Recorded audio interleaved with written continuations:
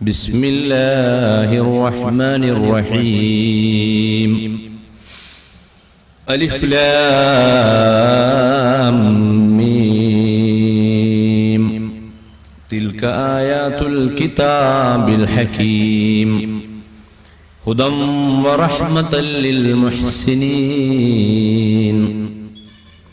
الذين يقيمون الصلاة ويؤتون الزكاة وهم بالآخرة هم يوقنون أولئك على هدى من ربهم وأولئك هم المفلحون.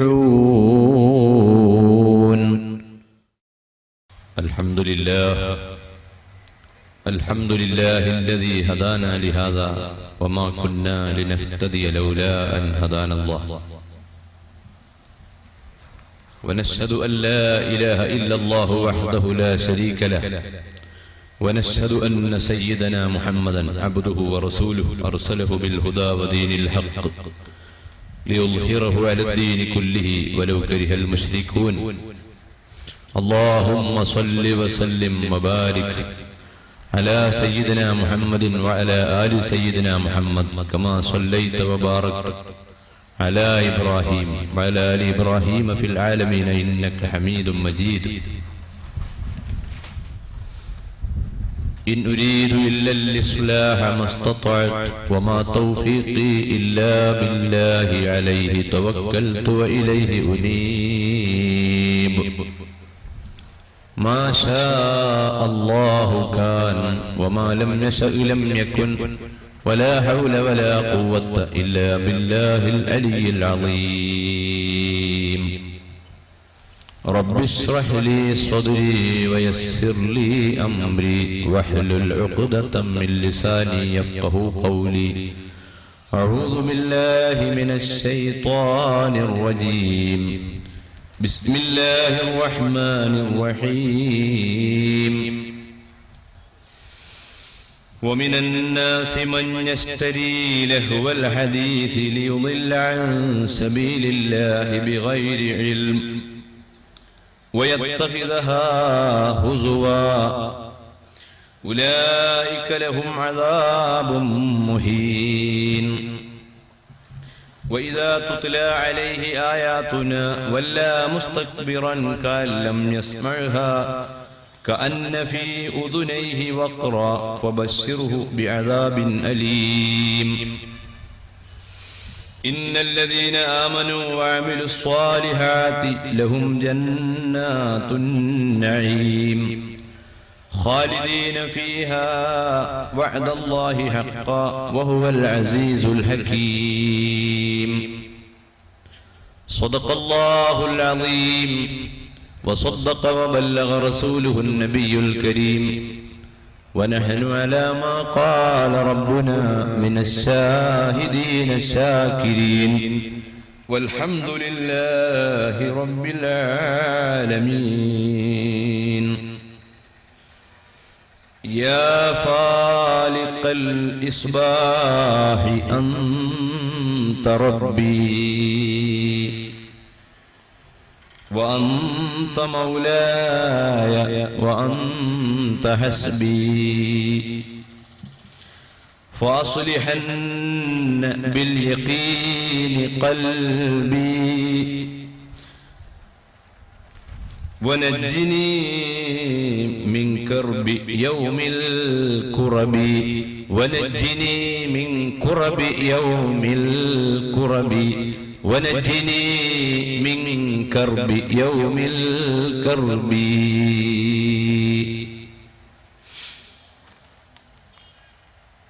ആദരണീയരായ സയ്യിദ് ജമലുല്ലൈലി തങ്ങൾ,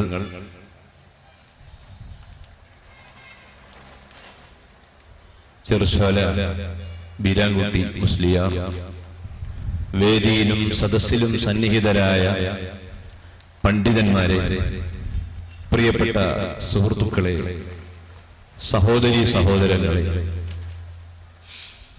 പരിശുദ്ധ റമളാനിന്റെ സൗരഭ്യം നുകരാൻ നാട്ടിന്റെ വിവിധ ഭാഗങ്ങളിൽ നിന്ന് ജോലികൾ മാറ്റിവെച്ച് നല്ല നിയ്യത്തോടെ എത്തിയ എല്ലാവർക്കും ഇത് ഉപകാരമുള്ള ഒരു കർമ്മമായി അല്ലാഹു സ്വീകരിക്കട്ടെ എന്ന് ഉസ്താദുമാരുടെ സയ്യിദുമാരുടെ സാന്നിധ്യത്തിൽ ദുആ ചെയ്തുകൊണ്ട് രണ്ടാമത്തെ ദിവസമായ ഇന്ന് വിഷയത്തിലേക്ക് വരികയാണ്. വിശുദ്ധ ഖുർആനിലെ 31-ാമത്തെ അധ്യായം, 114 അധ്യായങ്ങളിൽ 31-ാമത്തെ അധ്യായത്തിൽ നാം പ്രവേശിച്ചു. ലുഖ്മാൻ എന്ന സാത്വികനായ ഒരു വലിയ മനുഷ്യന്റെ പേരിൽ അള്ളാഹു നമുക്ക് നൽകിയ സമ്മാനമാണ് നാം ഇവിടെ ആസ്വദിക്കുന്നത്, അനുഭവിക്കുന്നത്. വിശുദ്ധ വിജ്ഞാനങ്ങളുടെ കലവറ എന്ന വിഷയത്തിന്റെ ചെറിയൊരു ഭാഗം നാം ഇന്നലെ സ്പർശിക്കുകയുണ്ടായി. ഇന്ന് നാം പ്രതിപാദിക്കുന്ന വിഷയം കളിയും കാര്യവും എന്നതാണ്. ഈ അധ്യായത്തിലെ 6-ാമത്തെ വചനത്തിൽ കളി, വിനോദം മെല്ലെ അത് പരാമർശിച്ചു പോകുന്നുണ്ട്. ആധുനിക ലോകത്ത് ശ്രദ്ധേയമായി സാധാരണക്കാരും വലിയവരുമൊക്കെ വളരെ പ്രാധാന്യം കൽപ്പിക്കുന്ന ഒരു മേഖലയാണ് കളിയുടേത്, വിനോദത്തിൻ്റെത്. ഒളിമ്പിക്സ് അടക്കമുള്ള ധാരാളം കളിക്കളങ്ങൾ ഇപ്രാവശ്യം നെസ്റ്റ് പക്ഷിക്കൂട് എന്ന പേരിലാണ് ബീജിംഗിൽ കളി അരങ്ങേറിയത്. ഇനി അടുത്ത ചാൻസ് വിപുലമായ ഒരുക്കങ്ങളോടെ യൂറോപ്പിൽ നടക്കുന്നതിന്റെ കാൽ നാട്ടിക്കഴിഞ്ഞു. 4 കൊല്ലം കഴിഞ്ഞ് നടക്കാൻ പോകുന്ന കളിയുടെ കൊടി കൈമാറിക്കഴിഞ്ഞു. ഇന്ത്യയിൽ നിന്ന് 10 ലക്ഷം കാണികളാണ് 4 കൊല്ലം കഴിഞ്ഞ് യൂറോപ്പിൽ നടക്കുന്ന കളി കാണാൻ വേണ്ടി പേര് ബുക്ക് ചെയ്തത്.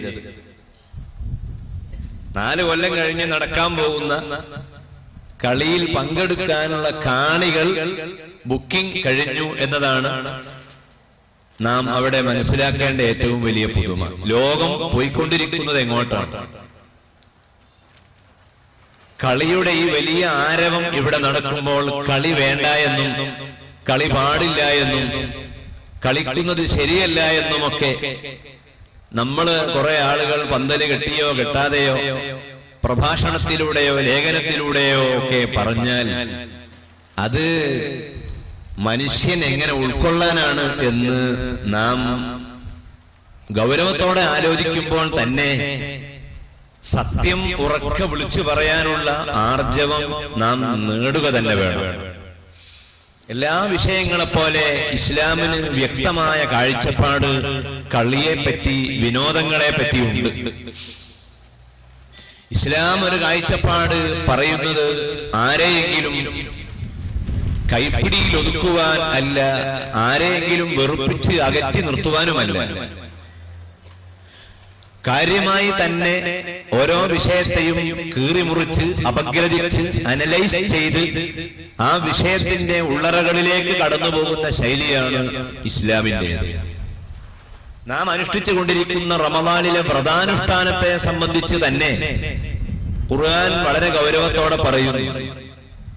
നമ്മൾ പലപ്പോഴും നമ്മുടെ നാട്ടിൽ പള്ളി ഉണ്ടാക്കുന്നത്, പ്രാസ്ഥാനികമായ പ്രവർത്തനങ്ങൾ നടത്തുന്നത്, ഇസ്ലാമികമായ ചിന്താധാരയിൽ പ്രവർത്തിക്കുന്നത് വസ്തുതാപരമായ വിവേകത്തിന്റെ പേരിൽ പലപ്പോഴും ആകാറില്ല. ഒരുതരം വികാരത്തിന്റെ കൂട്ട് അതിൽ കടന്നു വരാറുണ്ട്. അവർക്ക് അത്ര വലിയ പള്ളി ഉണ്ടെങ്കിൽ അതിനേക്കാൾ വലിയ പള്ളി നമ്മളെ മഹല്ലത്തിന് വേണം എന്ന ഒരു വൈകാരികത ബാധിക്കുന്നതിന്റെ പേരിലാണ് പല നാട്ടിലുമുള്ള പള്ളിക്ക് വലിപ്പം കൂടുന്നത്. പ്രാർത്ഥിക്കുവാൻ ആളുകൾ വരും, അവർക്ക് സൗകര്യം വേണം എന്ന വിചാരത്തിൽ കവിഞ്ഞ് അടുത്ത മഹല്ലുകാര് അത്ര വലിപ്പത്തിലാണെങ്കിൽ അതിന്റെ ഡബിൾ ഉണ്ടാക്കാതെ പറ്റില്ല എന്ന് ഒരു കാരണവൻ അഭിപ്രായപ്പെടുന്നു. മറ്റുള്ളവർ അതിന്റെ പിന്നാലെ കൂടുന്നു. അങ്ങനെ പെട്ടെന്ന് പണം പിരിയുന്നു, പള്ളി പോകുന്നു. ഇതാണ് വൈകാരികത. ഈ വൈകാരികത അത് നല്ല നിയ്യത്തോടുകൂടി, ചില വികാരങ്ങൾ നല്ല നിയ്യത്തോടുകൂടിയാണ് ഒരു മനുഷ്യൻ പ്രകടിപ്പിക്കുന്നത് എങ്കിൽ അതിന് പ്രതിഫലം ലഭിക്കും. ദേഷ്യം ഒരു ഉദാഹരണമാണ്. ദേഷ്യം പാടില്ലാത്ത വികാരമാണ്. നമ്മളൊക്കെ ആ വികാരത്തിന്റെ ആളുകളാണ്. പ്രഷർ ഉള്ളവർക്ക് ദേഷ്യം കൂടുതലാണ്. പ്രഷർ നിയന്ത്രിച്ച് ദേഷ്യം കുറക്കാൻ ശ്രമിക്കേണ്ടതാണ്. ഒരാൾ ദേഷ്യം വരുന്ന ആളാണെങ്കിൽ അയാളുടെ ദേഷ്യം കുറക്കാൻ വേണ്ടി അയാളോട് പറയുക അഊദു ബില്ലാഹി മിനശ് ശൈത്വാനിർ റജീം എന്ന് ചൊല്ലാൻ പറയുക. പക്ഷേ കോപാന്തനായി നിൽക്കുന്ന മനുഷ്യനോട് അഊദു ബില്ലാഹി ചൊല്ലണം എന്ന് പറയാൻ ആരാണ് ധൈര്യപ്പെടുക? അതുകൊണ്ട് ഈ കാലഘട്ടത്തിൽ ഒന്നുകൂടി നന്നാവുക, ഒരു പ്ലേ കാർഡ് പിടിക്കലായിരിക്കും. അഊദു എഴുതിയ ഒരു പ്ലേ കാർഡ് അവന്റെ നേരെ കാണിക്കുക. അല്പം ഒരു അകലം പാലിച്ചുകൊണ്ട് വിഷയം അവനെ ഉണർത്തിയാൽ അദ്ദേഹത്തിന്റെ ആ ദേഷ്യം നമുക്ക് നേരെ വരാതെ ഒക്കും. അതും കഴിഞ്ഞിട്ട് അതുകൊണ്ടും അവന്റെ ഈ ദേഷ്യം ആറുന്നില്ല എങ്കിൽ ഉള്ള മാർഗം പിന്നെ അവൻ വുളൂ ചെയ്യുക എന്നതാണ്. അത് അതിനേക്കാൾ വലിയ സാഹസമാണ്. പക്ഷെ ഏതായാലും ഈമാനുള്ള ഒരു മനുഷ്യന് ദേഷ്യം വരുമ്പോൾ ഈ അഊദു എന്നത് ഓർമ്മയിൽ വരുന്നു, വുളൂഉം ഓർമ്മയിൽ വരുന്നു. അങ്ങനെ അയാളുടെ ദേഷ്യം തണുക്കുന്നു. പക്ഷെ ഇതേ വികാരം തന്നെ പ്രതിഫലം കിട്ടുന്ന അമലാക്കി മാറ്റാൻ കഴിയും. എങ്ങനെ? ദേഷ്യം അള്ളാഹുവിന്റെ മതത്തിന്റെ ഏതെങ്കിലും ഒരു കാര്യം നടക്കേണ്ട രൂപത്തിൽ നടക്കാതെ വരുമ്പോൾ അവിടെ ഒരാൾ ദേഷ്യം പ്രകടിപ്പിച്ചാൽ അതിന് അറബിയിൽ പറയുക ഗീറത്ത് എന്നാണ്. ഗീറത്ത് എന്ന് പറഞ്ഞാൽ അത് യഥാർത്ഥത്തിൽ ദേഷ്യമല്ല, സ്നേഹമാണ്. നമ്മുടെ ഭാര്യയുടെ ശരീരത്തിന്റെ എല്ലാ ഭാഗവും നമുക്ക് കാണാവുന്നതാണ്, ആസ്വദിക്കാവുന്നതാണ്. പക്ഷെ അതേ ഭാര്യ വീട്ടിന്റെ പുറത്ത് റോട്ടിലിറങ്ങി ശരീരത്തിന്റെ എല്ലാ ഭാഗങ്ങളും കാണിച്ചു നിൽക്കുന്നുവെന്ന് സങ്കല്പിക്കുക. എങ്കിൽ അവിടെ നമുക്ക് ദേഷ്യം വരുന്നു. യഥാർത്ഥത്തിൽ ദേഷ്യമല്ല, അത് സ്നേഹമാണ്. നമ്മൾ ആ സമയത്ത് അവളെ തല്ലുകയോ അവളെ എന്തെങ്കിലുമൊക്കെ പറയുകയോ ചെയ്യുന്നുവെങ്കിൽ അതിന്റെ അർത്ഥം അവളോട് നമുക്ക് വല്ലാത്ത സ്നേഹമുണ്ട് എന്നാണ്. അപ്പോൾ ചില വികാരങ്ങൾ ഇസ്ലാം ആരാധനയായി അംഗീകരിക്കുന്നതിന്റെ ഒരു ചെറിയ ഉദാഹരണം ഞാൻ പറഞ്ഞതാണ്.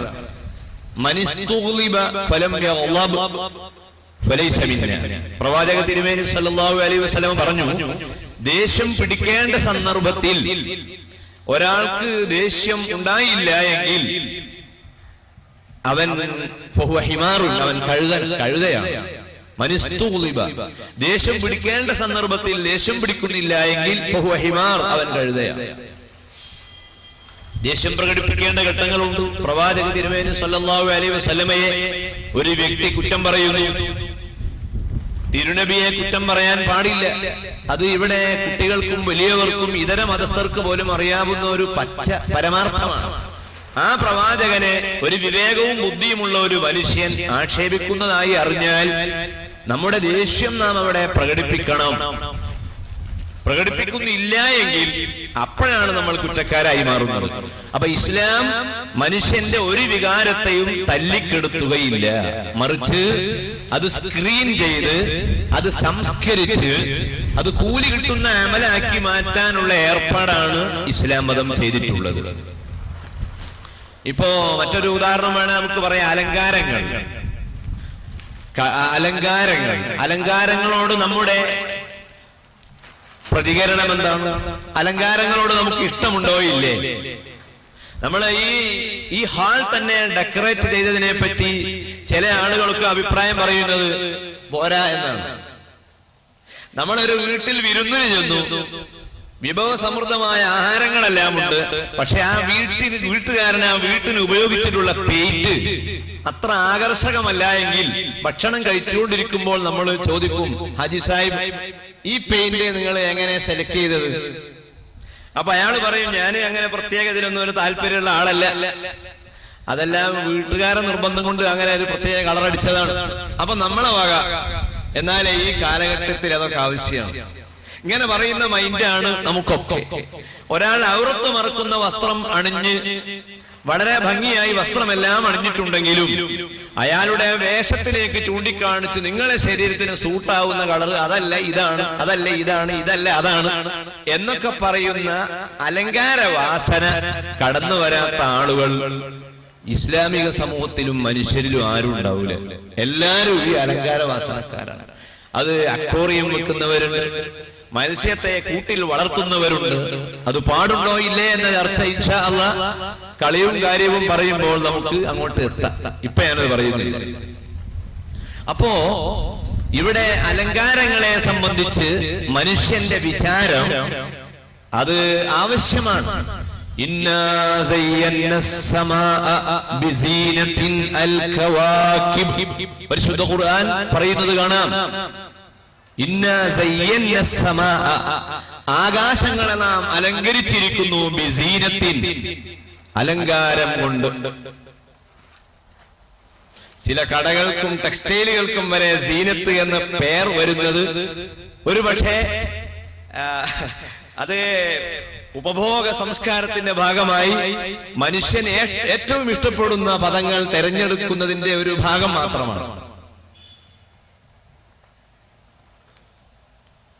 അപ്പൊ അലങ്കാരങ്ങളെ നിങ്ങൾ എങ്ങനെ കാണുന്നു എന്ന് ചോദിച്ചാൽ ഒരു മുസ്ലിമിന്റെ മറുപടി അലങ്കാരമോ അതൊക്കെ പൊട്ടീസാണ്, അതൊന്നും ശരിയല്ല, അതൊക്കെ ഹറാമാണ്. അതൊക്കെ എന്ന് പറഞ്ഞാൽ ആ പഴയ കാലഘട്ടത്തിലൊക്കെ ഉള്ള അതേ ആ മട്ടത്തിൽ എങ്ങനെ പോയാൽ മതി. നിങ്ങളെ ഈ ഓരോരോ കത്തുന്ന ബൾബ് ലൈറ്റ് കിട്ടിയാ പോരെ, പിന്നെ 1000 എണ്ണം ഇങ്ങനെ ഒന്നിച്ച് വെച്ച് അതൊക്കെ അനാവശ്യമല്ലേ എന്നൊക്കെ ചോദിച്ച് അലങ്കാരങ്ങളെ ഒറ്റയടിക്ക് തള്ളിപ്പറയുന്ന ഒരവസ്ഥ നമുക്ക് പറ്റുമോ?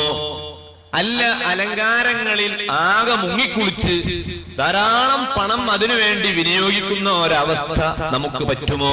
രണ്ടാമത്തേത് ഏതായാലും പാടില്ല, അതിൽ അനാവശ്യം വരുന്നു. ഒന്നാമത്തേതാകട്ടെ അനുവദനീയതയുടെ ചില വശങ്ങൾ അതിലുണ്ട്. ഇങ്ങനെയൊക്കെ മതം എന്തിന് നിയമങ്ങൾ വെച്ചു എന്ന് ചോദിച്ചാൽ ഇസ്ലാം മതവും ഖുർആനും മനുഷ്യന് വേണ്ടിയാണ് വന്നിട്ടുള്ളത്. നമ്മൾ മതത്തിന് വേണ്ടി നമ്മൾ ജീവിക്കുകയല്ല, നമുക്ക് വേണ്ടി മതം വന്നതാണ്. ഇസ്ലാമിനെ ആരാധിക്കാൻ പാടില്ല, അള്ളാഹുവിനെ മാത്രമേ ആരാധിക്കാൻ പാടുള്ളൂ.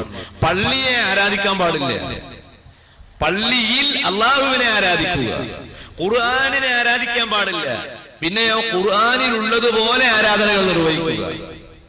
മതപണ്ഡിതന്മാരെ ആരാധിക്കാൻ പാടില്ല, മറിച്ച് അവരെ ബഹുമാനിക്കുകയും അവർ പറയുന്നത് പോലെ ആരാധനകൾ നിർവഹിക്കുകയുമാണ് വേണ്ടത്. അപ്പൊ ഇസ്ലാമിന് ഇവിടെയുള്ള കാഴ്ചപ്പാട് ഇത്തരം വിഷയങ്ങളിലൊക്കെ വളരെ സുചിന്തിതമായ കാഴ്ചപ്പാടുകളാണ്. അതുകൊണ്ട് തന്നെ റമളാനിലെ നോമ്പിനെ സംബന്ധിച്ച് പറയുന്നു, കമാ കുതിബ അലല്ലദീന മിൻ ഖബ്ലികും ലഅല്ലകും തത്തഖൂൻ. കണ്ടോ, ചിന്താപരമായ മണ്ഡലത്തിലേക്ക്, ദിശണാപരമായ ഒരു മേഖലയിലേക്ക് മനുഷ്യനെ വലിച്ചു കൊണ്ടുകയാണ്. നിങ്ങൾ അടുത്ത നാട്ടിലും പരിസരത്തും ഒക്കെ ഉള്ള ആളുകൾ നോറ്റത് കൊണ്ട് നിങ്ങളും നോൽക്കുക, ഞാൻ മാത്രം എങ്ങനെ ഇപ്പൊ നോൽക്കാതിരിക്കുക? ഇക്കാക്ക നോൽക്കുന്നുണ്ട്, ഇക്കാക്കന്റെ ഒരു രോഗമുള്ള ഭാര്യയുണ്ട്, അവളും നോൽക്കുന്നുണ്ട്, ബാപ്പ ഏതായാലും നോൽക്കുന്നുണ്ട്, ഉമ്മയും നോൽക്കുന്നുണ്ട്, ഇനി ഞാൻ എങ്ങനെ നോൽക്കാതിരിക്കും? രാവിലെ ചായ ആണോ കിട്ടൂല, ഹോട്ടലിലൊക്കെ ഊൺ തീർന്നു എന്ന ബോർഡ് മാത്രമാണ് കാണുന്നത്. പിന്നെ ഒരു നോമ്പ് ഞാനും നോൽക്കട്ടെ എന്ന വിചാരമല്ല നോമ്പിന്റെ പിന്നിൽ ഉണ്ടാകേണ്ടത്, മറിച്ച് ലഅല്ലകും തത്തഖൂൻ, നിങ്ങൾക്ക് ഏറ്റവും ശക്തിയുള്ള ഒരായുധം ആവശ്യമാണ്. ആ ആയുധം നിങ്ങളുടെ കയ്യിലുണ്ടെങ്കിൽ നിങ്ങൾക്ക് എവിടെയും പരാജയമില്ല. വിഖായത്തുല്ലാഹി അഗ്നത് അൻ മുളഅഫത്തിൻ. സയ്യിദുനാ റസൂലുള്ളാഹി സ്വല്ലല്ലാഹു അലൈഹി വസല്ലമയുടെ കയ്യിൽ അല്ലാഹു കൊടുത്ത വലിയ ആയുധം. നബിയുടെ കയ്യിൽ വാളില്ല, നബിയുടെ കയ്യിൽ കുന്തമില്ല. ബദർ സമരത്തിന്റെ ആ കളത്തിൽ ഇറങ്ങിയപ്പോൾ ഹബീബ് സ്വല്ലല്ലാഹു അലൈഹി വസല്ലമയുടെ കയ്യിൽ ആയുധമില്ല. നബിയുടെ ഒരേ ഒരു ആയുധം വിഖായത്തുല്ലാഹ്, തഖ്വ എന്ന ആയുധമാണ്, മനസ്സിന്റെ ശക്തിയാണ്. ആ ശക്തി കത്തിജ്വലിക്കുന്ന ശക്തി നബിക്കുള്ളത് കൊണ്ട് തന്നെ അവിടുന്ന് ആ ഗുഹയിൽ കയറിയ ഉടനെ അബൂബക്കർ സിദ്ദീഖ് റളിയല്ലാഹു അൻഹുവിന്റെ മടിയിൽ അവിടുന്ന് തലവെച്ച് കിടക്കുമ്പോൾ നിങ്ങൾ ചിന്തിക്കണം, കിടന്നതേ അറിയൂ, അവിടുന്ന് ഉറങ്ങിപ്പോയി. അല്ലാഹ് ഉണ്ടോ, ഉറങ്ങിപ്പോയി. നമ്മളാണെങ്കിൽ ഉറങ്ങുമോ? അടുത്ത വീട്ടിൽ കഴിഞ്ഞ ഞായറാഴ്ച ഒരു കള്ളൻ കയറി എന്ന വിവരം കേട്ടത് മുതൽ നമുക്ക് ഇപ്പോൾ ഉറക്കമില്ല. ഭാര്യ ആ വിവരം അറിയാത്തത് കൊണ്ട് സുഖമായിട്ട് ഉറങ്ങുന്നുണ്ട്. അവളോട് നമ്മൾ ഈ കഥ പറയാത്തത് അവളുടെ ഉറക്ക് ശല്യപ്പെടും എന്ന് കരുതിയിട്ടാണ്. ഇത് സംഭവം ഏതാണെന്നറിയോ? ഇത് മുഹമ്മദ് നബി സല്ലല്ലാഹു അലൈഹി വസല്ലമയുടെ കഴുത്ത് അറുത്തെടുക്കാൻ വേണ്ടി സുറാഖത്ത് ബിൻ മാലിക് അതാ തന്റെ കുതിരപ്പുറത്ത് വരുന്നുണ്ട്. മുഹമ്മദ് നബിയുടെ തല കൊയ്തെടുത്ത് കൊണ്ടുവന്നാൽ 100 ഒട്ടകം തരാമെന്ന് ഖുറൈശികൾ പറഞ്ഞിരിക്കുന്നു. സുറാഖത്ത് പറയുന്നു, 100 ഒട്ടകം കിട്ടാനുള്ള എന്റെ ആശയുടെ പേരിൽ ഞാൻ എന്റെ കുതിരപ്പുറത്ത് ഗർഭവുമായി കയറി അതാ മരുഭൂമിയിലൂടെ മുഹമ്മദ് നബി കടന്നു പോകുന്ന തൊട്ടു പിന്നാലെ ഞാനും കടന്നു ചെന്നു. സുബ്ഹാനല്ലാഹ്, ശത്രുക്കൾ നേരെ പിന്നിലാണ്. എന്നിട്ട് അവിടുന്ന് എന്ത് ചെയ്തു? തനിക്ക് പരിചയമുള്ള ആ മലയിലെ ഒരു ഗുഹയിൽ അഭയം പ്രാപിക്കുന്നു. വസ്സിദ്ഖു ഫിൽ ഗാരി വസ്സുദ്ദീഖു ലം യരിമ വഹും യഖൂലൂന മാ ബിൽ ഗാരി മിൻ നരിമി ളന്നുൽ ഹമാമ വളന്നുൽ അൻകബൂത അലാ ഖൈരിൽ ബരിയത്തി ലം തൻസുജ് വലം തഹുമി. സയ്യിദുനാ റസൂലുള്ളാഹി സ്വല്ലല്ലാഹു അലൈഹി വസല്ലം ആ ഗുഹയിൽ കയറിയതേ അറിയൂ. അബൂബക്കർ സിദ്ദീഖിന്റെ മടിയിൽ തലവെച്ച് ഉറങ്ങുകയാണ്. അബൂബക്കർ സിദ്ദീഖിന് ഉറക്കം വരുന്നില്ല. കാരണം എവിടെയാണ് തഖ്വ കൂടുതൽ, ശക്തി എവിടെ? ശക്തി ഉള്ളവന് ഭയമില്ല, ശക്തിയുള്ള ആൾക്ക് പേടിയില്ല. അതുകൊണ്ട് തന്നെ മഹാനായ റസൂലുള്ളാഹി സ്വല്ലല്ലാഹു അലൈഹി വസല്ലമക്ക് പേടിയില്ല. ആ നബിയോട് അടുത്തുള്ള വലിയ വലിയ മഹാന്മാർക്ക് പേടിയില്ല. അവരെ ബർക്കത്ത് കൊണ്ട് അള്ളാഹു നമ്മളെ മനസ്സിന് ധൈര്യം തരട്ടെ. എന്തൊക്കെ പ്രശ്ന ദുനിയാവിൽ വരും, കുട്ടികളെ, കൂട്ടുകാരെ, യുവാക്കളെ, സഹോദരിമാരെ, ആ സമയത്തൊന്നും നമ്മൾ പതറാൻ പാടില്ല. നമ്മൾ അവിടൊക്കെ ധൈര്യത്തിൽ നിൽക്കണം. ആ ധൈര്യം കിട്ടാനുള്ള മാർഗം എന്താണ്? നോമ്പാണ്. ആ നോമ്പ് ലഅല്ലക്കും തത്തഖൂൻ, തഖ്വ, മനസ്സിന് ശക്തി, കരുത്ത്, അത് ലഭിക്കാൻ വേണ്ടിയാണ് വ്രതമനുഷ്ഠിക്കുന്നത്.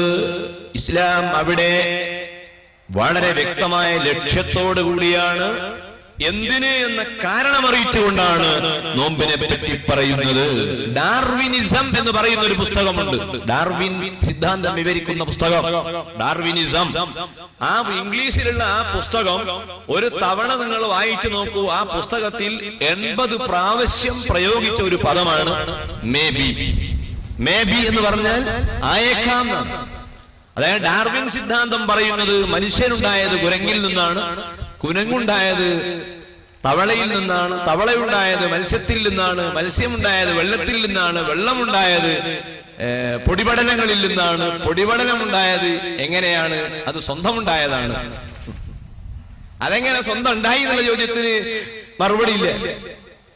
ഈ പൊടിപടലം സ്വന്തമുണ്ടായി എന്ന് പറയുമ്പോൾ ഡാർവിനോട് ചോദിച്ചു അതെങ്ങനെ സ്വന്തം ഉണ്ടായി. അതിന് അദ്ദേഹത്തിന്റെ മറുപടി, അങ്ങനെ സ്വന്തം ഉണ്ടായതാവാനാണ് സാധ്യത. മേ ബി, ഇംഗ്ലീഷിൽ പറയുന്ന may be, MAYBE, may be, അങ്ങനെ ആവാം. എന്നാ ആ പൊടിപടലങ്ങളിൽ നിന്ന് വെള്ളം എങ്ങനെ ഉണ്ടായി? അത് അങ്ങനെ ഉണ്ടാവാം. ഈ കാലഘട്ടത്തിൽ ഇങ്ങനെ വെള്ളത്തിൽ നിന്ന് മത്സ്യം ഉണ്ടാവുന്നില്ലല്ലോ. നമ്മളൊക്കെ എത്രയോ വെള്ളം സൂക്ഷിച്ചു വെച്ചിട്ട് അതിൽ മത്സ്യം ഉണ്ടാവാറില്ല.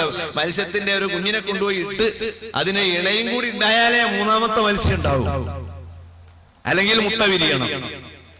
ആ മത്സ്യത്തിൽ നിന്ന് മത്സ്യം പിന്നെ എങ്ങനെ തവളയായി? മേ ബി, അങ്ങനെ ഉണ്ടാവാൻ സാധ്യത ഉണ്ടല്ലോ.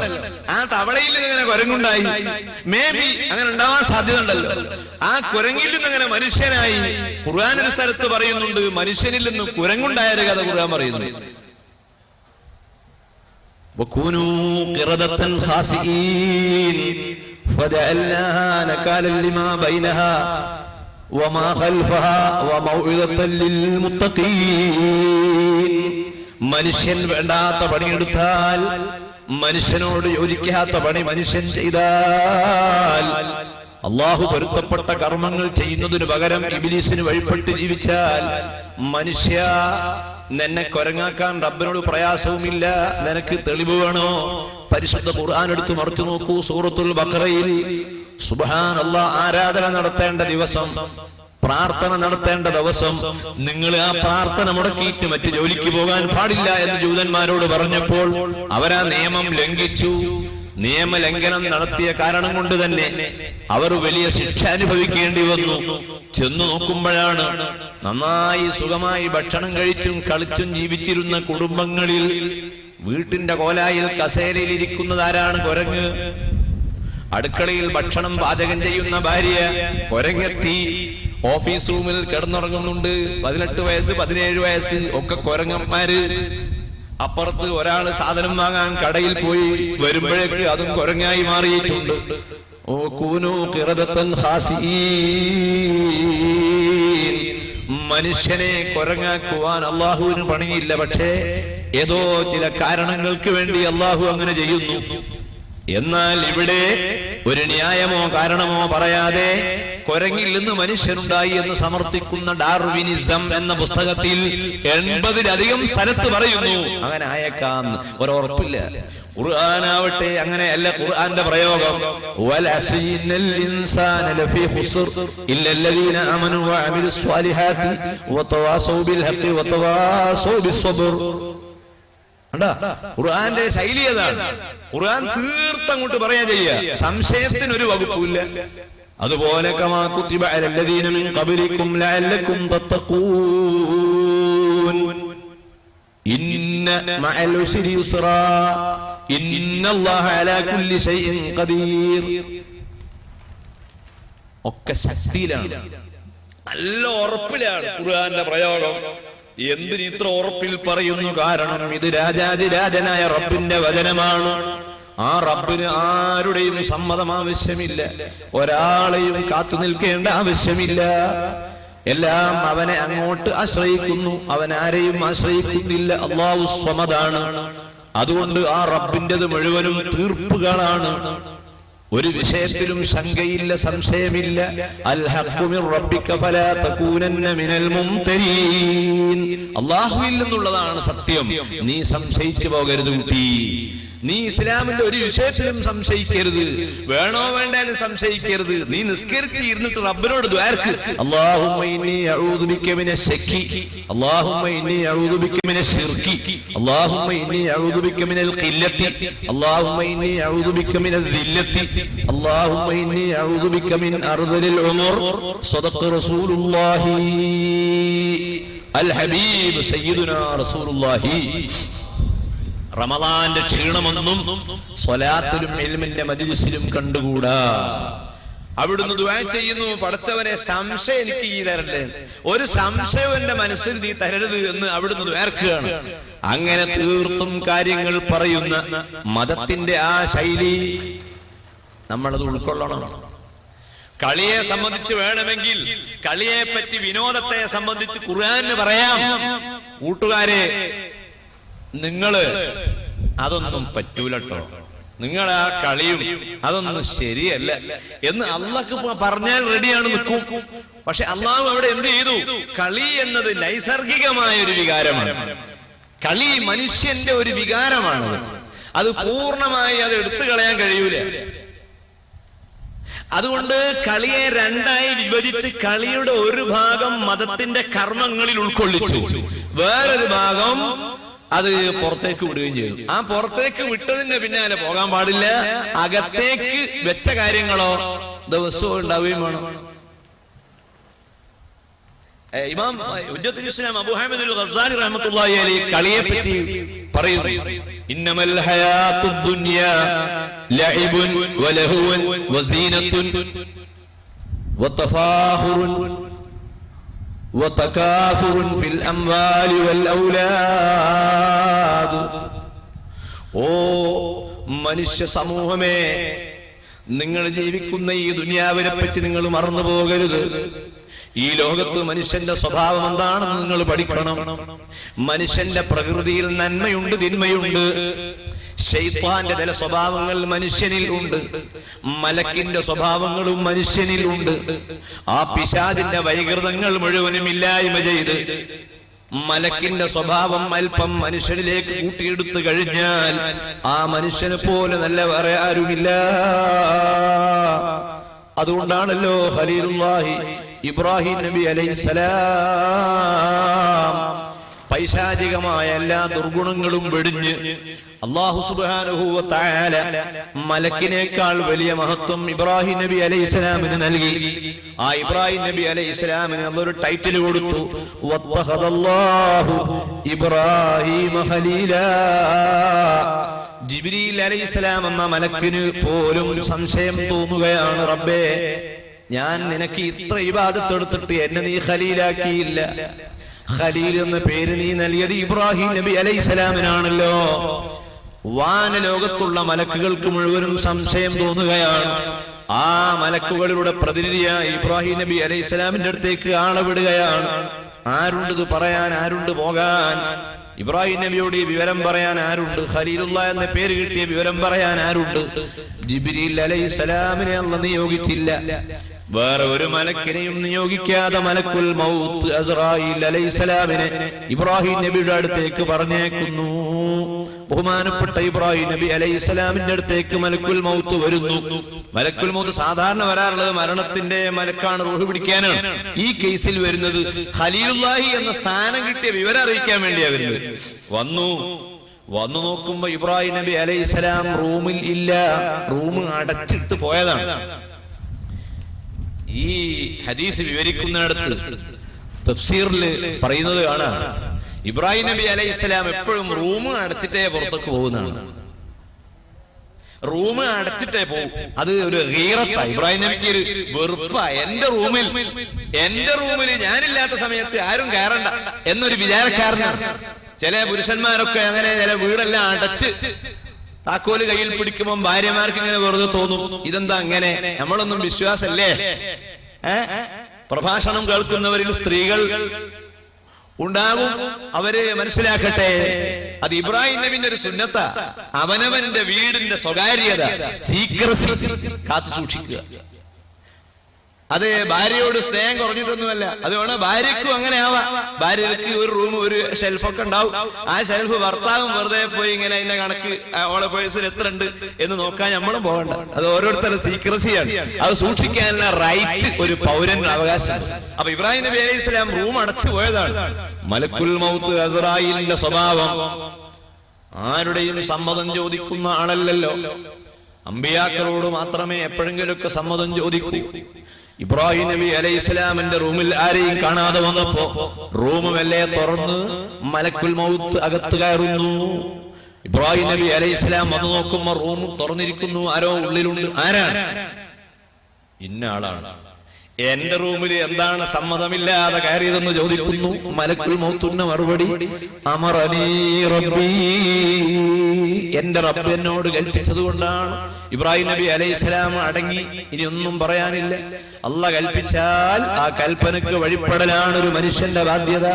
പ്രിയപ്പെട്ട സഹോദരന്മാരെ, ആ ഇബ്രാഹിം നബി അലൈഹിസ്സലാമിന് ആ മലക്കുൽ മൗത്ത് വിവരം കൊടുക്കുന്നു. ഏതാണ് വിവരം? ഇത്തഖദല്ലാഹു ഇബ്രാഹീമ ഖലീലാ. പൈശാചികമായ ദുർഗുണങ്ങൾ കൈവിട്ട് മലക്കിന്റെ ഗുണങ്ങൾ ഒരു മനുഷ്യൻ ഉൾക്കൊണ്ടാൽ ആ മനുഷ്യൻ അവനാണ് യഥാർത്ഥ മനുഷ്യൻ. പൈശാചികമായ പല വികാരങ്ങളും നമ്മളിലുണ്ട്. കളി എന്നത് നമ്മളെ ഉള്ളിലുള്ളൊരു വികാരമാണ്. കളിക്കണമെന്ന് നമുക്ക് തോന്നാറുണ്ട്. കുട്ടികളൊക്കെ ഇങ്ങനെ കോർട്ടിന്ന് പന്ത് കളിക്കുമ്പോ മാഷക്കും താല്പര്യമൊക്കെ ഉണ്ട് ഒന്ന് കളിക്കാൻ. എന്താ അങ്ങോട്ട് ഇറങ്ങാത്തത്? അത് പിന്നെ ആൾക്കാർ കണ്ടാ മനുഷ്യന്മാരെന്തോ വിചാരിക്കൂലേ, അങ്ങനെ കരുതിയിട്ടായിരിക്കും. അപ്പൊ കളി എന്ന വികാരം മനുഷ്യന്റെ ഉള്ളിൽ എവിടെയോ അങ്ങനെ ഉണ്ട്. ഉള്ളത് കൊണ്ട് തന്നെ അവിടെ എന്ത് നിലപാട് സ്വീകരിക്കണം? ഇന്നമൽ ഹയാത്തുദ് ദുനിയാ ലഇബുൻ. ഇമാം ഗസാലി പറയുന്നു, ഭൗതികമായ ജീവിതം കളിയാണ്, വലഹുൻ, വിനോദവുമാണ്. കളിയും വിനോദവും തമ്മിൽ വ്യത്യാസമുണ്ട്. കളി എന്ന് പറഞ്ഞാൽ എന്താണ്? കളി എന്ന് പറഞ്ഞാൽ അല്ലഅബു മാ ലം യുഖ്സദ് ബിഹി മഖ്സദൻ സ്വാലിഹ്. ഒരു നല്ല ഉദ്ദേശ്യം അതിന് ഇല്ലേ ഇല്ല, അതാണ് കളി. ഒരു നല്ല ഉദ്ദേശ്യം അതുകൊണ്ട് തീരെ ഇല്ല എങ്കിൽ അത് കളിയാണ്. അതിന് പ്രസംഗമായാലും ശരി, നോമ്പായാലും ശരി, നിസ്കാരമായാലും ശരി, നല്ല നിയ്യത്ത് അതിന്റെ കൂടെ വരുന്നില്ലെങ്കിൽ അത് കളിയാണ്. സുബ്ഹാനല്ലാഹ്, പള്ളിയിൽ നിസ്കരിക്കുന്നു. ബാപ്പ പറഞ്ഞു എടാ പോയി തറാവീഹ് നിസ്കരിക്കും. ഇവന്റെ മനസ്സിൽ തറാവീഹിനോട് വലിയ പൂതിയൊന്നുമില്ല, ബാപ്പക്ക് വേണ്ടി പോയതാണ്. ആ നിസ്കാരവും കളിയാണ്. ഹിജ്ജത്തുൽ ഇസ്ലാം അബൂ ഹാമിദ് അൽ ഗസാലി പറയുന്ന ചെറിയ കുട്ടികളുടെ സ്വഭാവമാണ് കളി. ചെറിയ കുട്ടികൾ ഇങ്ങനെ കളിക്കുന്നു, അവർക്ക് ലക്ഷ്യമില്ല, അവരിങ്ങനെ കളിക്കുകയാണ്. കളിയുടെ പിരീഡ്, കളിയുടെ കാലഘട്ടം 7 വയസ്സ് വരെയാണ് കളിയുടെ കാലം, അല്ലെങ്കിൽ അതിന്റെ താഴെയാണ്. വകതിരിവെത്തുന്ന പ്രായം വരെയാണ് കളി. യഅ്കുലു വഹദഹു വയശ്റബു വഹദഹു വയസ്തൻജി വഹദഹു. സ്വയം തിന്നുക, സ്വയം കുടിക്കുക, സ്വയം ശുദ്ധി വരുത്തുക. ഇതാണ് വകതിരിവ് എന്ന് പറഞ്ഞാൽ ഒരു കുട്ടിയുടെ നഴ്സറി പ്രായത്തിലുള്ള ഓരോന്നും സ്വയം തിന്നാനും സ്വയം കുടിക്കാനും സ്വയം ശുദ്ധി വരുത്താനുമുള്ള ആ കാലഘട്ടമാണ് കുട്ടിക്കാലം. ആ കുട്ടിക്കാലത്ത് കളി എന്നത് മാത്രമേ മനുഷ്യന്റെ ശ്രദ്ധയിൽ ഉണ്ടാവുകയുള്ളൂ. രണ്ടാമതൊരു കാലം വരും. അതേതാണ് സഹോദരന്മാരെ? രണ്ടാമത്തെ കാലം അത് 20 വയസ്സ് പ്രായമെത്തിയാൽ, 20 വയസ്സ് പ്രായമെത്തുന്നത് വരെ മനുഷ്യന്റെ വിചാരം സീനത്താണ്, ഭംഗിയാണ് അവന്റെ ചിന്ത. ഒരു ഷർട്ട് ഒരു സ്ഥലത്ത് കണ്ട അതുപോലത്തെ അടുപ്പിക്കുക, അതുപോലെ ഹോളിവുഡ് താരത്തിന്റെ പാന്റ് എങ്ങനെയോ അതുപോലെ അടുപ്പിക്കുക. ഏറ്റവും ചെത്തി നടക്കുവാൻ പറ്റിയ രൂപങ്ങൾ ഏതോ അതെല്ലാം കണ്ടെത്തി അനുകരിക്കുക. ഇത് 20 വയസ്സ് വരെ. അതാണ് 20 വയസ്സ് കഴിഞ്ഞാൽ നല്ലൊരു ഇണയെ കിട്ടണം. എന്റെ സ്വകാര്യങ്ങളൊക്കെ കൈമാറാൻ പറ്റിയ ഒരു ഇണയെ വേണം. വിവാഹ ചിന്തയാണ്. അതും കഴിഞ്ഞ് വിവാഹമെല്ലാം കഴിഞ്ഞ് മക്കളായാൽ ഇമാം ഗസാലി തങ്ങൾ പറയുന്നു പിന്നത്തെ പരിപാടി നേതാവാകാനാണ്. കാരണം ഭാര്യ വന്നപ്പോഴാണ് നേതാവിന്റെ സുഖമൊക്കെ അറിയുന്നത്. ഭാര്യ വന്നപ്പോഴാണ്. എന്തു പറഞ്ഞാലും ഓളിങ്ങനെ ചെയ്തില്ലാണല്ലോ.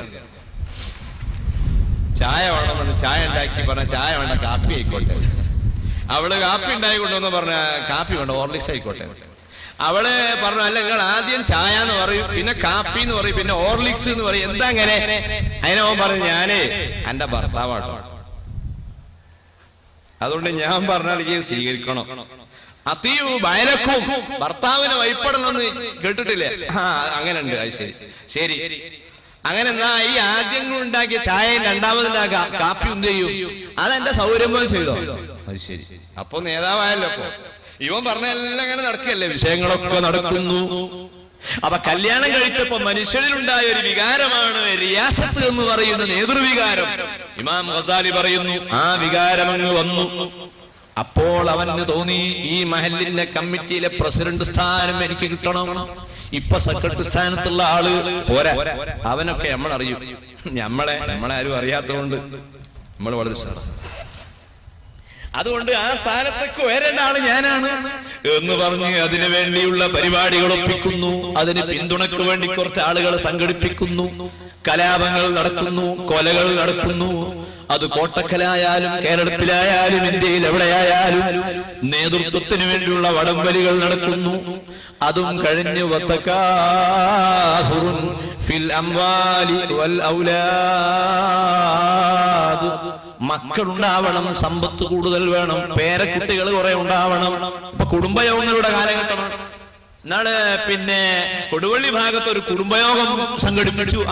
ആ യോഗത്തിലേക്ക് എന്നെ വിളിച്ചു. ഞാൻ ചെന്ന് നോക്കുമ്പോ ഒരു കുടുംബമാണ്. ആ കുടുംബത്തിലെ അംഗങ്ങൾ ഏതാണ്ട് 800 ചില്ലുവാൻ ആളുകളുണ്ട്. ഒരൊറ്റ കുടുംബം. അവരോട് പ്രസംഗിക്കാൻ വേണ്ടി എന്നെ ക്ഷണിച്ച് 800 ചില്ലാണ് മനുഷ്യന്മാര്, ആണും പെണ്ണും ഒക്കെ ഉണ്ട്.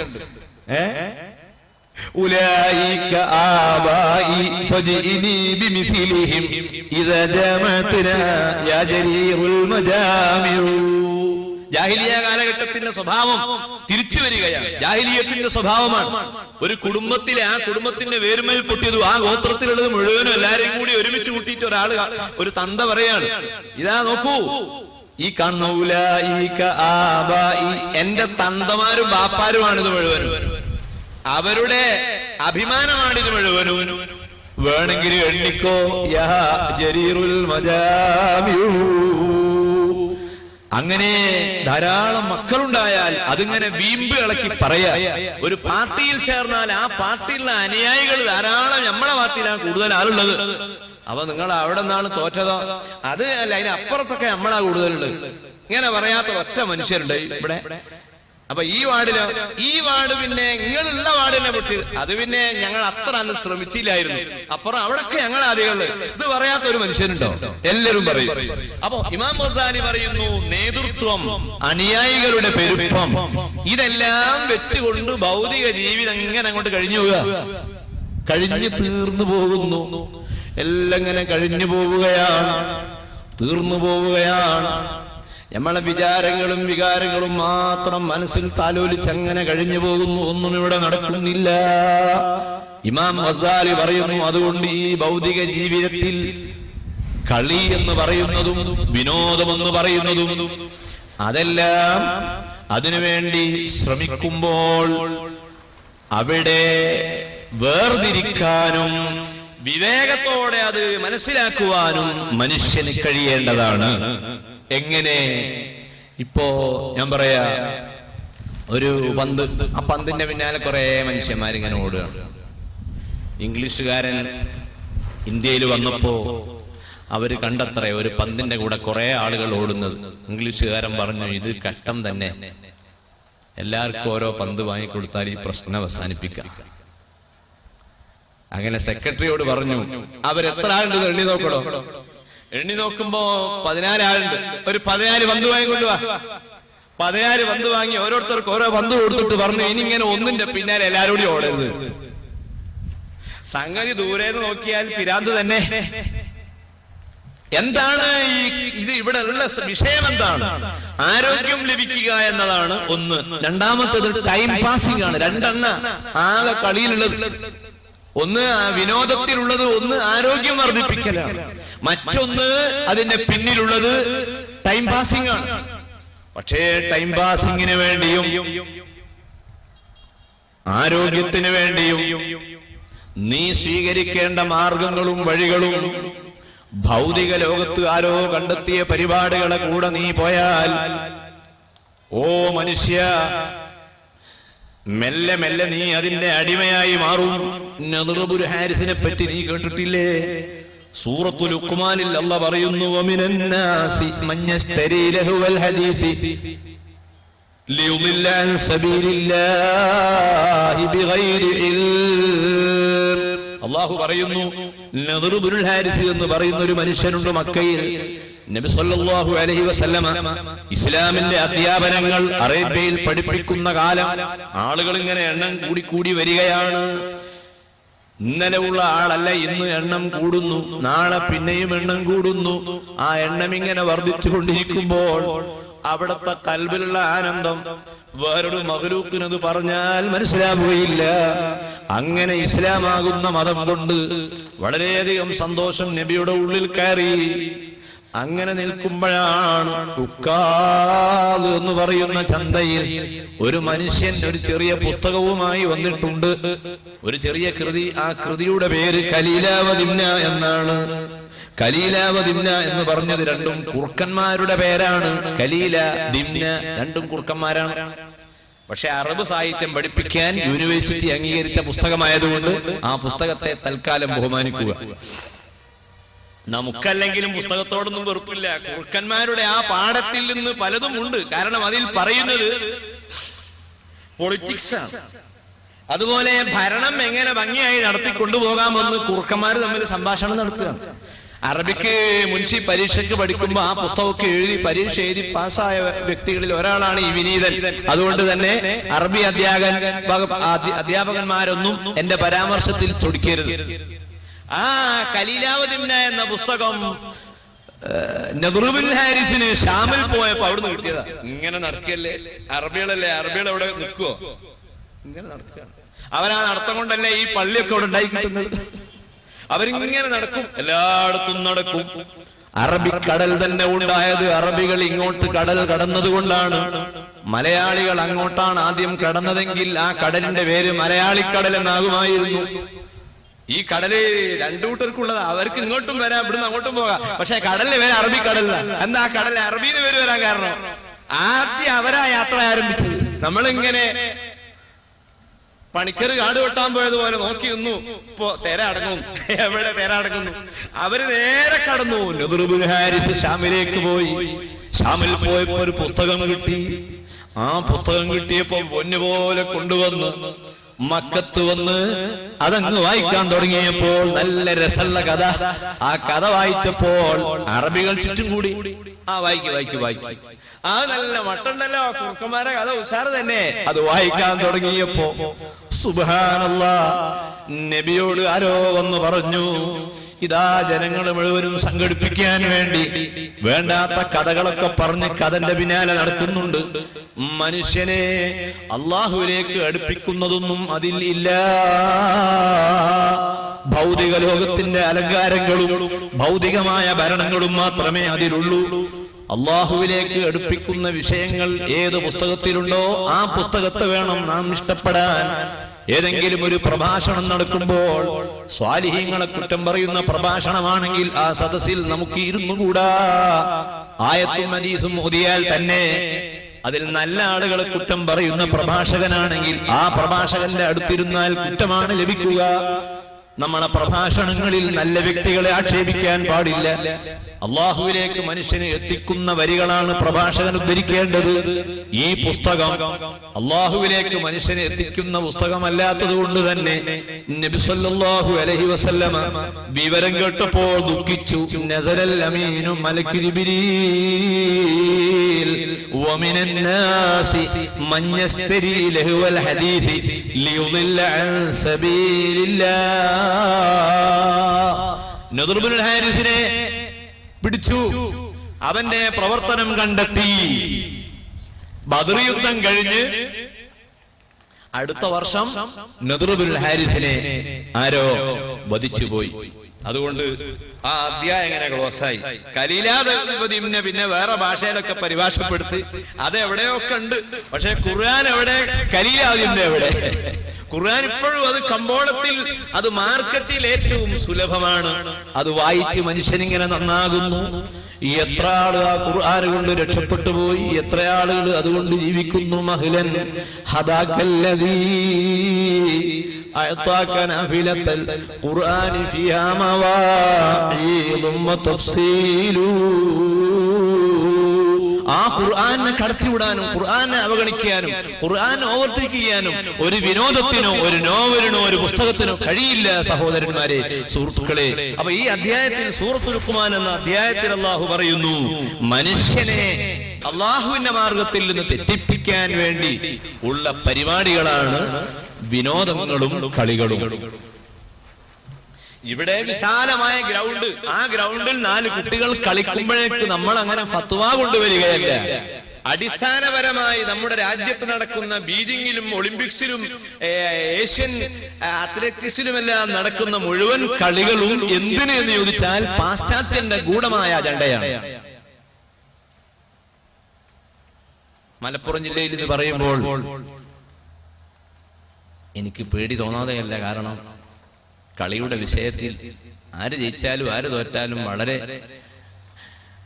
ആവേശത്തോടുകൂടി അത് ആഘോഷിക്കുന്ന ആളുകളാണ് നമ്മളൊക്കെ. ഈ വഴി പലപ്പോഴും ഈ ഹൈവേയിലൂടെ കടന്നു പോകുമ്പോ ചില സമയത്ത് പിന്നെ പലജാതി നിറമുള്ള കൊടിയും പിടിച്ച് കുട്ടികൾ ഇങ്ങനെ നിൽക്കുന്നതാണ്. ഇത് ഏത് കൊടിയാണ്? നമ്മൾ പരിചയമുള്ള ലീഗിന്റെ കൊടിയല്ല, കോൺഗ്രസിന്റെ കൊടിയല്ല, ജനതയുടെ കൊടിയല്ല, അതൊന്നും അല്ലാത്തൊരു കൊടി. ഏത് പല പുള്ളിയൊക്കെ ഉള്ള ജാതി.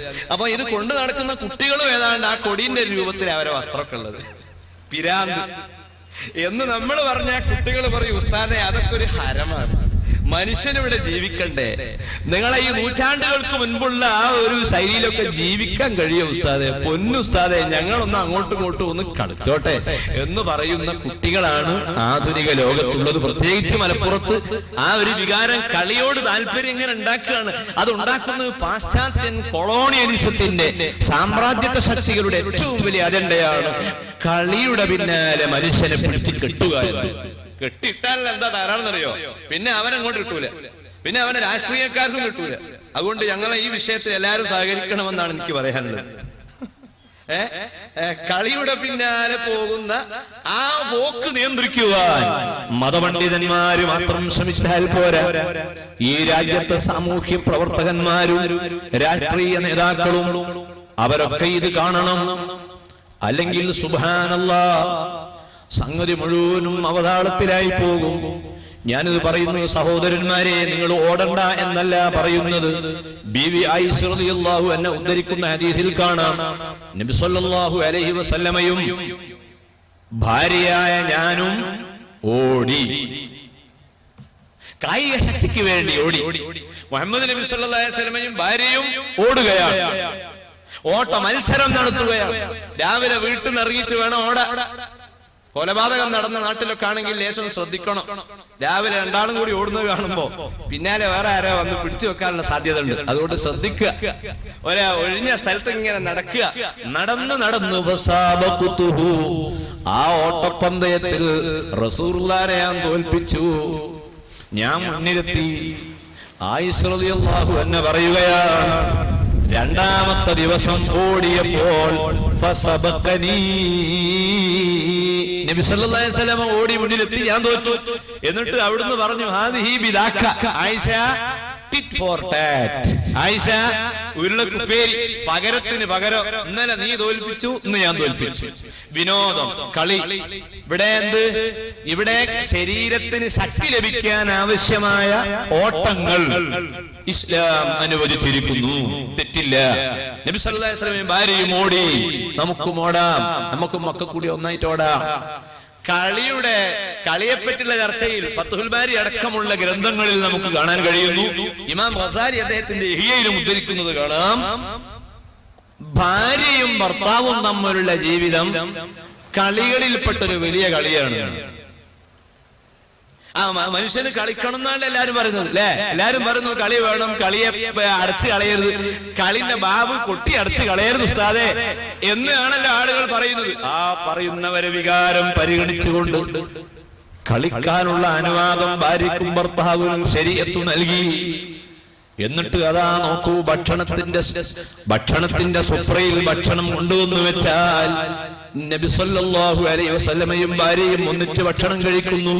ഭാര്യയും ഭർത്താവും ഒന്നിച്ച് ഭക്ഷണം കഴിക്കൽ സുന്നത്താണ്. പക്ഷേ ആ സദ്യയിലെ അന്യ കൈകൾ അവിടെ ഉണ്ടാകാൻ പാടില്ല. അവിടെ വീട്ടിൽ തന്നെ കഴിയുന്ന ഒരാളുണ്ട്, വണ്ടി ഓടിക്കുന്ന ഡ്രൈവർ, അല്ലെങ്കിൽ സാധനങ്ങൾ എത്തിച്ചേരുന്ന ഒരു പയ്യനുണ്ട്, അല്ലെങ്കിൽ അടുത്ത വീട്ടിലെ എളാപ്പന്റെ ഒരു മകനുണ്ട്. കാണാനും തൊടാനും ഒന്നും പാടില്ല, പക്ഷെ വീട്ടിൽ നിന്ന് പുറത്താക്കാനും പറ്റൂല. അങ്ങനെ ഉണ്ട് ചില ആളുകൾ. അവനകത്ത് മുഴുവനും ലൈസൻസ് ആയിരിക്കും, എല്ലാ റൂമിലും അവനെത്തും. ഇത്താ എന്തോ വിശേഷമൊന്നുമില്ലല്ലോ എന്ന് പറയാൻ വേണ്ടി ദിവസവും വരും. കാണാനും തൊടാനും പറ്റാത്ത കമ്പനിയാണെങ്കിലും അങ്ങനെ ഉണ്ടാവും. നീയും നിന്റെ ഭാര്യയും ഭക്ഷണം കഴിക്കുമ്പോൾ നിങ്ങൾക്ക് രണ്ടാൾക്കും തൊടാനും കാണാനും പാടില്ലാത്ത അന്യ മനുഷ്യനെ ആ സുപ്രയിൽ കൂട്ടാൻ പാടില്ല. അവർക്ക് മറ്റൊരു സ്ഥലത്ത് സുപ്രട്ട് കൊടുക്കണം. നബി സല്ലല്ലാഹു അലൈഹി വസല്ലമയും ആയിഷ ബീവിയും ഒന്നിച്ച് ഭക്ഷണം കഴിച്ചുകൊണ്ടിരിക്കുമ്പോൾ ഒരു മാംസത്തിന്റെ കഷണം അതാ കഴിക്കാൻ ഇടവരുന്നു. അത് കടിച്ചിട്ട് പൊട്ടുന്നില്ല. നബി സല്ലല്ലാഹു അലൈഹി വസല്ലം വായിലിട്ട് കടിച്ചിട്ട് പൊട്ടാതെ വന്നപ്പോൾ ആ മാംസത്തിന്റെ ആ എല്ലിന്റെ ഭാഗം സുപ്രയിൽ വെക്കുന്നു.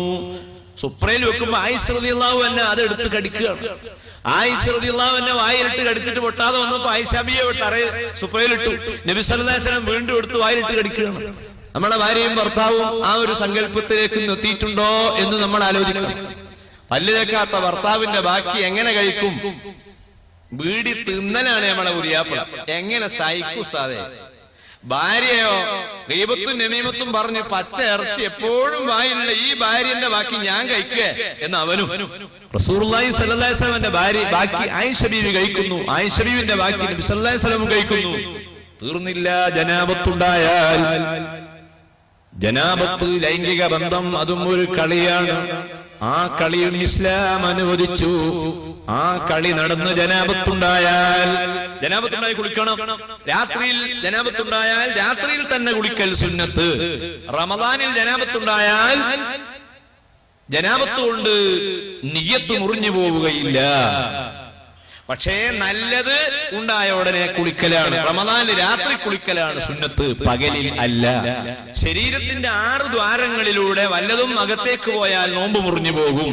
അതുകൊണ്ട് വെള്ളത്തിൽ മുങ്ങിയുള്ള കുളി ഇസ്ലാം നിരുത്സാഹപ്പെടുത്തിയിരിക്കുന്നു. അപ്പൊ ജനാബത്തുണ്ടായി, നബി സല്ലല്ലാഹു അലൈഹി വസല്ലമയും ആയിഷ റളിയല്ലാഹു അൻഹയും ജനാബത്തുണ്ടായി, കുളിക്കാനൊരുങ്ങുകയാണ്. ഒരു പാത്രമേ ഉള്ളൂ, ആ പാത്രത്തിൽ ചെറിയൊരു കപ്പ്. ആ കാലത്തെ പാത്രം കപ്പ് എന്നൊക്കെ പറഞ്ഞാൽ സങ്കല്പിക്കാവുന്നതേ ഉള്ളൂ. അത് ഏഷ്യ കപ്പ് പോലത്തെ കപ്പോ നമ്മളെ നാട്ടിലുള്ള ബക്കറ്റ് പോലത്തെ ബക്കറ്റോ ഒന്നും ആവാൻ സാധ്യതല്ലേ, എന്തോ ഒന്ന്. അതിൽ മുക്കിയിട്ട് ഇങ്ങനെ വെള്ളം എടുത്ത് കുളിക്കുക. കുളിക്കുന്ന സമയം ആയിഷ റളിയല്ലാഹു അൻഹാ നബിയോട് പറയുന്നു, നബിയെ പാത്രമിങ്ങുതാ, ഞാൻ എന്റെ ശരീരത്തിലൊന്ന് വെള്ളമൊഴിച്ചോട്ടെ. നബി സല്ലല്ലാഹു അലൈഹി വസല്ലം ആദ്യം പാത്രം കൊടുക്കുന്നില്ല. ആയിഷ ബീവി ചോദിക്കുന്നു, ആ കപ്പൊന്ന് എനിക്ക് തരുമോ? അവസാനം നബി കൊടുത്ത് ആയിഷ ബീവിന്റെ ഈ കയ്യിൽ കിട്ടി. പിന്നെ ആയിഷ ബീവി ഇങ്ങനെ മുക്കി വയ്ക്കുമ്പോ നബി വയ്ക്കുക പാത്രം കൊണ്ട് ആയിഷ ബീവി കൊടുക്കുന്നില്ല. അതൊരു കളിയാണ്, അതൊരു കളിയാ ഭാര്യയും ഭർത്താവും ഒക്കെ കളിക്കുന്നത്. ഈ കളികളിൽ മനുഷ്യന് ടൈം പാസിംഗ് ലഭിക്കും. ടൈം പാസിംഗിന് വേണ്ടി നിങ്ങൾ പുറത്ത് ചുറ്റി നടക്കണ്ട, ടെൻഷൻ ഒഴിവായി കിട്ടാൻ വേണ്ടി കോഴിച്ചനയിൽ നിന്ന് കോട്ടക്കല ക്ലബിലേക്ക് പോകണ്ട, കോട്ടക്കലിൽ നിന്ന് കുറ്റിപ്പുറത്തേക്ക് പോകണ്ട.